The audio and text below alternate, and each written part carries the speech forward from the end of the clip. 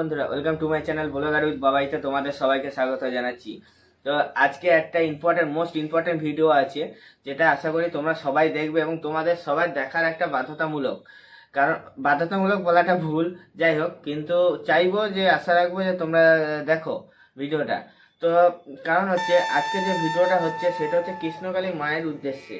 তো কৃষ্ণকালী মা যে তোমরা আমার চ্যানেলে অনেক ভিডিও দেখেছো, অনেক রকমভাবে অনেক প্রকারভাবে ভিডিও দেখেছো। যেমন বলতে পারো কৃষ্ণকালী মায়ের সাথে জড়িয়ে আছে যে মঙ্গলা মা, তার সম্বন্ধে আছে, বা ধরো কৃষ্ণকালী মায়ের মন্দিরটা। তো আশা করি পুরো যে ডিটেলসটা আমি বলতে যাচ্ছি সেটা আশা করি আমার ভিডিওর যে থাম্বনেলটা দেখে তোমরা বা ছবিটা দেখে তোমরা বুঝতে পেরেছো কি বলতে চাচ্ছি আমি। তো যাই হোক, তো প্রথম কথা হচ্ছে কৃষ্ণকালী মা কে। দেখো বন্ধুরা, কৃষ্ণকালী মা কে এই জিনিসটা জানতে গেলে দেখো, প্রথম কথা হচ্ছে কৃষ্ণ হচ্ছে আমাদের ভগবান, সবাই জানো, অনেকে মানো। হিন্দু ধর্মে একটা মানে খুবই মানে ভালো, মানে আমরা সবাই বেশিরভাগই আমরা মানি কৃষ্ণ ঠাকুরকে। তো কৃষ্ণ হচ্ছে ভগবান, আর কালী হচ্ছে শক্তির দেবতা। তো কালী মা। তো যাই হোক, তো কৃষ্ণ কালী দুজন একসাথে একই দেহে জুড়ে হয়েছে কৃষ্ণকালী। দেখো অনেক তোমরা গুগলে সার্চ করলেও তোমরা পেয়ে যাবে কৃষ্ণকালী মায়ের ছবি। যেমন ধরো কালীমা বাঁশি ধরে আছে, তার মানে হচ্ছে কালীমার মধ্যে কিন্তু কৃষ্ণ ঠাকুর বিরাজ করছে। তো এটাই হচ্ছে কৃষ্ণকালী মায়, যেটা আমরা হিন্দু ধর্মের বিভিন্ন জায়গায় এখন পুজো করি, এবং মায়ের তো ভক্ত অনেক আছে, তোমরা সবাই জানো। তো যাই হোক, তো আমরা এখন হিন্দু ধর্মে এই মাকে পুজো করি, মানি, শ্রদ্ধা করি মাকে। ইনি হচ্ছে কৃষ্ণকালী। হ্যাঁ বন্ধুরা, এবার তোমাদের যেটা বলবো যে কৃষ্ণকালী মা যে মানে কি করে আসলো, মানে কৃষ্ণকালী মাটা যে আবির্ভাব করলো, আমরা এখন যে রূপে পুজো করি সেই রূপটা কিভাবে আসলো। কারণ তোমাদের বললাম যে কৃষ্ণ আলাদা, কালী আলাদা, দুটো এক মিলে কৃষ্ণকালী হয়েছে, যেটা এখন আমরা পুজো করি। তো অ্যাকচুয়ালি কৃষ্ণকালী মাটা কীভাবে আসলো, তো শ্রীমতী রাধারানী, একটু চলে যাচ্ছি মানে কৃষ্ণ ঠাকুরের গল্পে বা কৃষ্ণ ঠাকুরের কাহিনীতে।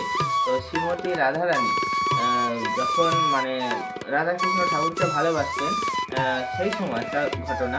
তো শ্রীমতী রাধারানী রাধাকৃষ্ণ ঠাকুরকে যখন ভালোবাসতেন, তখন শ্রীমতী রাধারানীর অন্তরঙ্গ বন্ধু ছিলেন আয়ান। হ্যাঁ হ্যাঁ, অন্তরঙ্গ বন্ধু বলতে তোমরা সবাই জানো, এখন বর্তমান অবস্থাতে আমরা যাদের বেস্ট ফ্রেন্ড বলি, মানে খুবই কাছের এবং খুবই ঘনিষ্ঠ বন্ধু। তো যাই হোক, সেরকমই বন্ধু ছিলেন হচ্ছে আয়ান।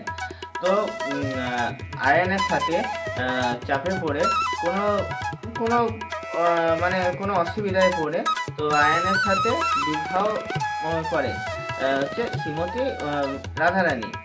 হ্যাঁ, তবে শ্রীমতী রাধারানী যখন আয়ানের সাথে বিবাহ করেন ঠিকই, তেমনি তেমনি শ্রীকৃষ্ণের সাথে কথা বলতেও ছাড়েন না। শ্রীকৃষ্ণ ঠাকুরের সাথেও কথা বলেন। তো সেই মতো অবস্থায় আয়ান যখন শ্রীমতী রাধারানীর সাথে বিয়ে হয়ে যায়, তখন শ্রীকৃষ্ণ ঠাকুরকে মানে দেখতে পেতেন না, যে শ্রীমতী রাধারানীর সাথে কথা বলুক বা তার সাথে একটু মেলামেশা হোক বা তার সাথে গল্প হোক, এরকম মানে দেখতে পেতেন না। তো সেই মতো অবস্থায় আয়ান জানতেন যে শ্রীমতী রাধারানী শ্রীকৃষ্ণের সাথে কথা বলে না, কিন্তু অ্যাকচুয়ালি সেই কথাটা কন্টিনিউ থেকে যায়। কিন্তু আয়ানের যে বোনরা আছেন বা শ্রীমতী রাধারানীর যে ননদরা আছেন, তারা ছিলেন জটিলা কুটিলা।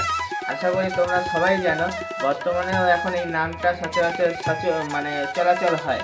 তো যাই হোক, জটিলা কুটিলা ছিলেন। তারা জানতেন যে শ্রীমতী রাধারানী শ্রীকৃষ্ণ ঠাকুরের সাথে বা শ্রীকৃষ্ণের সাথে দেখা করেন বা কথা বলেন, সব কিছু জানতেন, কিন্তু তারা মুখে নয়, তারা প্রমাণ দেখাতে চান। ওই জন্য সেই প্রমাণ দেখানোর জন্য ওনারা ওয়েট করেছিলেন যে কখন সেই প্রমাণটা আসবে, এবং সেই মতো অবস্থায় শ্রীকৃষ্ণ ঠাকুরকে বলবে। তো যাই হোক, তো একদিন সেই সময়টা ওদের চলে আসে ওদের কাছে। তো একদিন আয়ান যখন মাঠে গরু চড়াতে গেছিলেন, তো সেই মতো অবস্থায় শ্রীকৃষ্ণ ঠাকুর রাধারানীর সাথে দেখা করতে শ্রীমতী রাধারানীর সাথে দেখা করতে এসেছিলেন এবং সেইটা জটিলা কুটিলা দেখে ফেলে যে শ্রীমতী রাধারানীর সাথে দেখা করছে। তো সেইখান দেখে ফেলাতে তারা কি করে, তারা ঠিক করে যে আয়ানকে বলবে। তো সেই মতো অবস্থা সেই মাঠে ওরা চলে যায় আয়ানের কাছে নালিশ করতে বা আয়ানকে বলতে। তো সেই অবস্থায় রেগে আয়ান সেই মাঠ থেকে ঘরে আসে এবং আসার সময় শ্রীমতী রাধারানী যখন বুঝতে পারে যে না, শ্রীমতী রাধারানী না, শ্রীকৃষ্ণ বুঝতে পারে, কারণ শ্রীকৃষ্ণ হচ্ছে দেবতা, সবাই জানো, মানে দেবতারা একমাত্র ভূত ভবিষ্যৎ সবই দেখতে পারে। তো যাই হোক, যখন শ্রীকৃষ্ণ যখন বুঝতে পারে যে আয়ান আসছে তখন শ্রীকৃষ্ণ শ্রীমতী রাধারানীকে বলে যে যেহেতু আয়ান কালী মায়ের পুজো করত, কালী মায়ের ভক্ত ছিল আয়ান, তো সেই মতো অবস্থায় ওদের বাড়িতে কালী ঠাকুরের প্রতিমা বা মূর্তি ছিল। তো তখন শ্রীমতী রাধারানীকে কৃষ্ণ বলে যে আমি কালী মায়ের শরীরের মধ্যে প্রবেশ করে যাচ্ছি, তুমি আমাকে কালী রূপে পূজিত করো, কারণ উনি ভগবান ছিলেন, ভগবান সবার শরীরেই প্রবেশ করতে পারে, তো এতে কোনো বাধা নেই, তোমরা সবাই জানো। তো শ্রীকৃষ্ণ তখন কালী মায়ের শরীরে প্রবেশ করে গেছে এবং যখন আয়ান এসেছে, ঘরে আসলো, এসে দেখছে যে শ্রীমতী রাধারানী কালী মাকে পুজো দিচ্ছে, তখন আয়ান বুঝলো যে না, কালীমারই পুজো হচ্ছে, যে শ্রীমতী রাধারানী কালীমারই পুজো দিচ্ছে, নিশ্চয়ই ওনার যে বোন ছিল তো ওই বোনগুলোই মিথ্যে কথা বলছে।